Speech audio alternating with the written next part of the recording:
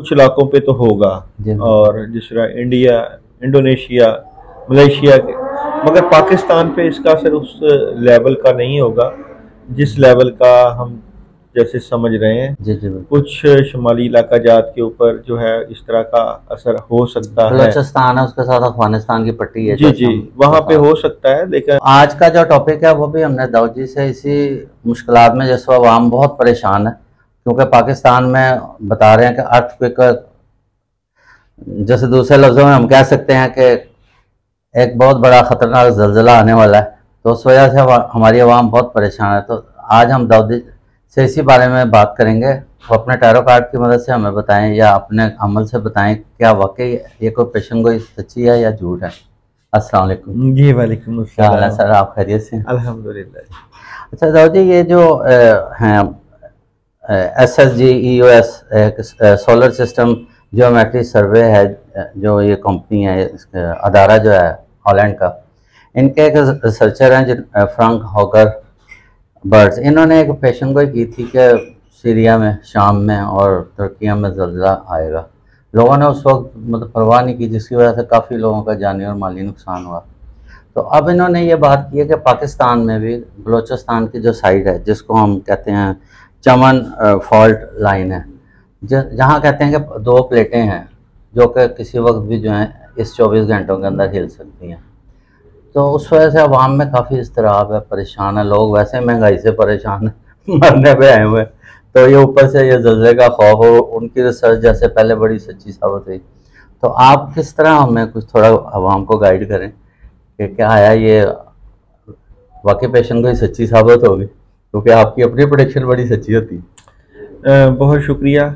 और बिलाशुबा ज़लज़ले या तूफ़ान और मौसमियाती तब्दीलियाँ जो हैं वो कुर्ब क़यामत की अलामात में भी हैं। जी और अगर हम ये बात करते हैं कि ये जो प्रिडिक्शन है इसका असर इलाकों पे, कुछ इलाकों पे तो होगा। जी और जिस तरह इंडिया, इंडोनेशिया, मलेशिया के, मगर पाकिस्तान पे इसका असर उस लेवल का नहीं होगा जिस लेवल का हम जैसे समझ रहे हैं। जी जी कुछ शुमाली इलाका जात के ऊपर जो है इस तरह का असर हो सकता है। बलोचिस्तान है, उसके साथ अफगानिस्तान की पट्टी है, जी जैसे जी, हम वहाँ पे बता हो रहे सकता है, लेकिन बहुत ज़्यादा परेशान होने हैं, वाली बात शिद्दत नहीं, वाला नहीं शिद्दत है। वाला नहीं। क्योंकि हमारे जो हैं जहाँ के अदारे, वो बताते हैं कि वहाँ पे अक्सर ये होता रहता है, हल्के फुल्के जो है ना अर्थ आते देखो, रहते हैं। पहाड़ी इलाके जी, हैं पहाड़ी वहाँ पे। इलाके। और वैसे भी जब हम कुरान पाक का मुतालिया करते हैं तो कुरान पाक में ये जो पहाड़ हैं जी ये इसी तरह है कि जैसे ज़मीन को अल्लाह ताला ने जकड़ा हुआ है, मेखे हैं। जी बिल्कुल। और ये इनकी शक्ल भी देखेंगे तो वैसे ही है।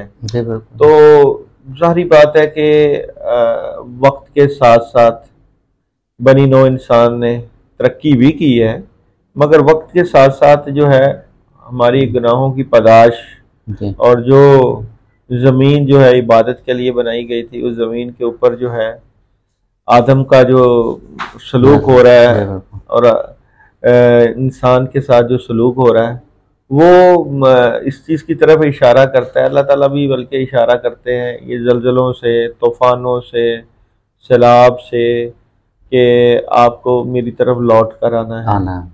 और अल्लाह को अपने अमाल की जवाबदेही करनी है।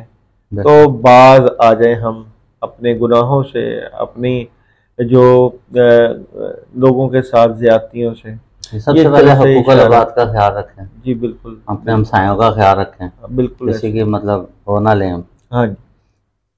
किसी की मतलब ये कि अच्छाई करें जी, और बुराई से बचें। बुराई तो से इसके बचे। लिए मतलब ये कि कोई अमल या कोई इस्तग़फ़ार देखिए, कोई ऐसा सबसे बताइए जो जो बड़ा अमल मैं इस समझता 24 हूँ, घंटों में लोग पढ़ें ज़्यादा। जो मैं समझता हूँ जिसका मैंने बड़ा दूरस नतीजा अख्ज़ किया, दो तीन अमल हैं जी जो मैं बताए भी देता हूँ। एक तो ला इलाहा इल्ला अन्ता सुब्हानका इन्नी कुन्तु मिनज़ ज़ालिमीन का अमल है। जी बेशक। हर मुश्किल और परेशानी से जी बेशक। हज़रत यूनुस जी अलैहिस्सलाम की दुआ है। जी और बिल्कुल। जब वो मछली के पेट में थे तो इस दुआ का ज़िक्र किया और अल्लाह ताला ने उनको 40 दिन मछली के पेट में रखने के बावजूद जो है वो बचाया। और लोग 40 दिन का अमल भी करते हैं, जी 313 मरतबा पढ़ लिया जाए, बड़ा अहम है अमल। एक और अमल है हस्बुनल्लाहु व निअमल वकील निअमल मौला व निअमल नसीर, ये भी बड़ा अमल है, तो लोग इसको भी पढ़ते हैं। इस दौरान जैसे ये जो 24 घंटे हैं, ये हमारे 48 घंटे ये गुजर जाए, तो उसके लिए मतलब कि इसी का विर्द करते हैं लोग, इनका विर्द कर लें और आयतल कुर्सी का हिफाजत के लिए बंदा पढ़ सकता है, उसके भी बड़े फायदे होते हैं। मतलब क्योंकि हमारे जो यहाँ अदारे हैं वो कहते हैं हमारे पास अभी इतनी रिसर्च या टेक्नोलॉजी नहीं है कि हम जो भी, वैसे भी वो कहते हैं कि इनका कुछ पता नहीं लग सकता, लेकिन वो जो अदारा SSGES वो कहते हैं जी हमारे पास सोलर टेक्निकल हम ज़्यादा मतलब उसमें आगे जा चुके हैं, तो उस हिसाब से ये कि मतलब हमारा नॉलेज भी ज़्यादा, तो हमारे तो बस ये कि वो लाइट ही लेते हैं इस चीज़ को, जब एक चीज़ गुजर जाती है उसके बाद बस वो दिखाते हैं। आपको पता है साइंस ने माशाल्लाह बड़ी ज़बरदस्त तरक्की कर ली है, और साइंसी अलूम ऐसे हैं कि जिससे वक्त से पहले कई चीज़ों की अच्छी प्रिडिक्शन हो जाती है। और यहाँ भी जो है मसला तो है कि इस तरह की चीज़ें हों, मगर कुछ चीज़ें कुछ इस तरह की हैं कि जो अमेरिकन टेक्नोलॉजी में इन्होंने कि किसी इलाके में अगर बारिश बरसानी हो, हाँ जी, तो इस तरह की टेक्नोलॉजी, किसी जगह पे जलजिला लाना हो, तो इस तरह की भी चीज़ें इसराइल की टेक्नोलॉजी में शामिल हो चुकी हैं। ये कोई बात बाइद नहीं है, लेकिन जो है अल्लाह ताला की जो ज़ात है वो सबसे बढ़ के है।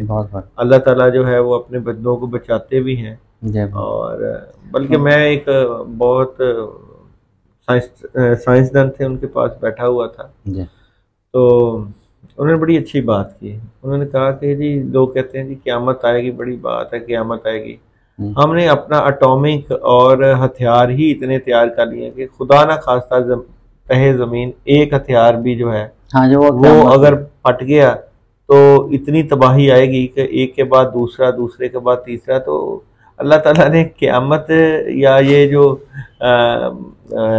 सज़ा है ये भी अपने ऊपर नहीं लेनी, ये भी इंसानों की अपनी किए की सज़ा। इतना ज़्यादा हमने जो है वो मवाद इकट्ठा कर लिया है किसी को तबाह बर्बाद करने का, मतलब अपने आप को बर्बाद करने का। बिल्कुल ऐसे ही। तो इसमें एहतियात क्या कर लें अगर मतलब इनके इसमें तो आवाम जो हमारी परेशान है, जैसे कईयों के कच्चे घर हैं या कईयों के मतलब खस्ता हाल हैं, उनके लिए कोई देखिए मैं तो समझता हूँ कि सबसे बड़ी एहतियात यही है कि आपका तल्लक अल्लाह ताला से मजबूत हो जाए। अगर अल्लाह ताला से तल्लक मजबूत होता है तो अल्लाह ताला तूफान नूह से भी बचा लेता है। या तो गुमान अल्लाह पे होना चाहिए, बहुत मजबूत किस्म का तल्लक होना चाहिए, इंसान निकल जाए अल्लाह पे गुमान करके ना, जो करता है अल्लाह करता है। और ये बिल्कुल सही कहा आपने, आपका अल्लाह ताला को याद करें, नवाफल पढ़ें, इस्तगफार की कसरत करें, तो जो माफ़ी है ना वो भी बंदे को बड़ी बड़ी मुश्किलों है। और फिर हमारे पाकिस्तान वैसे बुजुर्गों की दुआओं से बना, बड़ी कोशिशों से बना, और बड़ी हमारे बड़ों ने बड़ी कुर्बानियाँ दी हैं, तो उनकी नदियाँ बह गई, फिर जाके हमें ये खिता मिला। तो ये है कि अल्लाह ताला इसकी खून तो बहा है। और आपको पता है एक नजरिए की बुनियाद पर पाकिस्तान ला इलाहा इल्लल्लाह बहुत बड़ा नाम है, और कई लोग इस मुल्क को छोड़ के बैरून मुल्क जाने की कोशिश करते हैं, और फिर भी उनका दिल नहीं लगता, तो वापस फिर अपनी मिट्टी की खुशबू जो है वो खींच लेती है। ठीक होगा। और आवाम को आप खुद ही खुशखबरी सुना रहे हैं कि परेशान होने की जरूरत नहीं, परेशान होने वाली कोई बात नहीं। अल्लाह ताला जो है वो पाकिस्तान के साथ हैं अल्हम्दुलिल्लाह, और अल्लाह ताला कर्म अपना करेंगे। कुछ इलाकों में इस तरह के खदशात हो सकते हैं मगर वो भी ज़्यादा नहीं, मगर पाकिस्तान इंशाअल्लाह अल्लाह ताला ने चाहा तो महफूज रहेगा। अपने अगर फिर भी, बल्कि मैं तो ये कहता हूँ कि सुबह शाम की मसनून दुआएं ज़रूर पढ़ते रहना चाहिए, और सुबह शाम की मसनून दुआओं में अपनी हिफाजत की दुआएं जो नबी करीम सल्लल्लाहु अलैहि वसल्लम ने बताई हैं पढ़ के अपनी हिफाजत करके अपने ऊपर दम कर लेना चाहिए।